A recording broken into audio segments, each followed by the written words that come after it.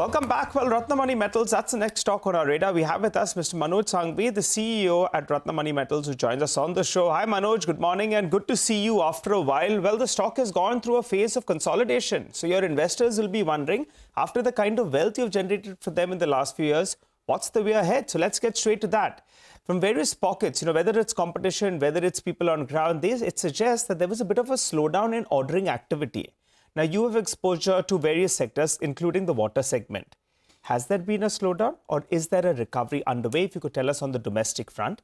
And also, I wanted to understand on the exports front, actually, you're doing quite well, both on the carbon steel as well as on the stainless steel pipes. What's happening? Demand is better or because of your capacity addition, you're doing well? So, morning and thank you for having me. Yes, the domestic market especially for oil and gas is subdued at the moment, but at the same time, the water and the process industry, it's doing good. However, if we see the current order book, the pickup, what we see is from the exports, especially from the Middle East and the European sector. Okay, all right. So exports is still very, very good. If I look at it as a split up of your order book, it's nearly around 50%. So is the market itself doing very, very well, or are you doing something special, including your capacity addition? No, we are seeing a lot of demand especially from the Middle East, a lot of projects in the oil and gas segment. So that's what has taken the order book. Historically, our order book, normally it is 30% exports, but now, as of today, it is almost 50-50. Got it. Give us an updated order book number then, Manoj. We are 45 days post-November. I think the last updated number that we have is 2,960 crores. What's the updated number? And I think quarter four is when you expect a larger number of orders.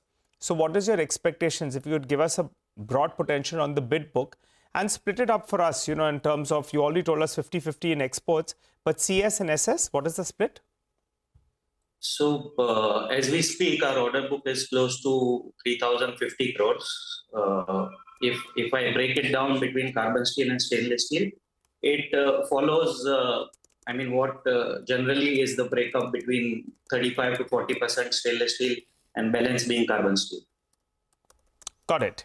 Now, you're sounding that things are improving on ground. But the first half of the year, Manoj, was very, very soft. There's a degrowth that we've seen out there.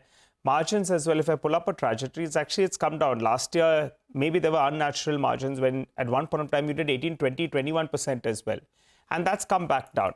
So tell us for this year, given the soft start to the year, what kind of a revenue number are we looking at for this year? And on that sort of a base, what kind of a revenue number we will target in FY26? And also, what about margins? What should be the broad range that you work with? Because some of the segments will have lower margins, some of them will have relatively better margins, like the stainless steel division. Please go ahead. So the revenue guidance for the year on standalone basis, we still stand at 5,000 to 5,200 crores. With the margins of mid-teens, it can go anywhere between 16 to 18%. That's our guidance on standalone basis. Okay. All right. And on that base, what should you be looking at for the next year? So with the current capacity, what we have, maximum what we can do is close to 6,500 crores. So a 10% growth year on year for next 2 years, for sure, is what we can target. Got it. Okay. 10% growth out there. Manoj, your pipes division is bulk of your business, but you have a couple of other subsidiaries, which you all were indicating that that's likely to grow up. So non-pipes as a percentage of your mix, how much can it go up to? And also, if you could tell us particularly on Ravi Tech, I recall you acquired that company. Then you had told us during the last interaction that we had, you're looking at scaling up that business with margins improving as well. So for Ravi Tech, what kind of a number are you looking at? Non-pipes as a percentage of your mix, and Ravi Tech in particular, how does that scale up? So Ravi Technoforge, this year we will be doing anywhere between 280 to 300 crores. And next year we plan to have 20% growth on revenues. Margins we have seen a little slowdown especially because of Europe.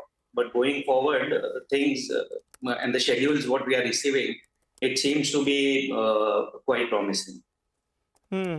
But Ravi Technoforge, that was supposed to be a big driver. I think you were earlier guiding for around 500 crores, much earlier. I think 25, 26 is what you were talking about. When do you think you get to 500 crores of revenues on Ravi Technoforge? So between 450 to 500 in another 2 to 3 years is so 20% year-on-year growth for the next 2 to 3 years. So anywhere between 450 to 500, say between 2 to 3 years. Okay. And what would this mean in terms of margins, since non-pipes is going to grow at a faster pace in comparison to pipes on a much lower base? So as a percentage of the mix, how much is non-pipe? Now we're talking about consolidated because we're including non-pipe as well. What could it contribute and what does it mean on margins? So similarly, the margins for Ravi Techno also what we are targeting is mid-teens, maybe 14-15% EBITDA margins. So other than this non-pipe we have is Ratnamani Fino, which is nuclear spooling. We do spools for oil and gas as well as the nuclear industry. Okay. This year our revenue target for the same is anywhere between 100 to 125 crores, with margins again being on high teens. Okay. Okay. All right. And that you had a carbon steel segment, the new mill that had to come on board in Odisha, that's come on board? No, that the mill shall be operational by end of March. Okay. And the approvals and the licenses, everything all put together by 30th of June. Got it. Final question, Manoj, before we let you go. Nalanda India Fund, they have been invested for very, very long. And they obviously are sitting on big, big returns. But just earlier in December as well, they sold around 1%. You had, I think, SBI that came in there and picked up bulk of that. And that appears to be some kind of supply pressure on the stock. Last 1 year, I think the stock is unmoved. Have you spoken to them? What's their intention? Do they want to hold on? Do they want to cash out? If you could give us what feedback you have got. I mean, best would be if you call somebody from Nalanda to speak That's on true, it. Yes. That's true, Manoj, but you'll have a sense, right? Because they have been investors and they have sitting on We have spoken to them. It was not their intent to liquidate, but then redemption is something which they have to give to the existing investors. And that's what we hear from them, that considering the redemption of various investors, they have decided to part away with some stocks.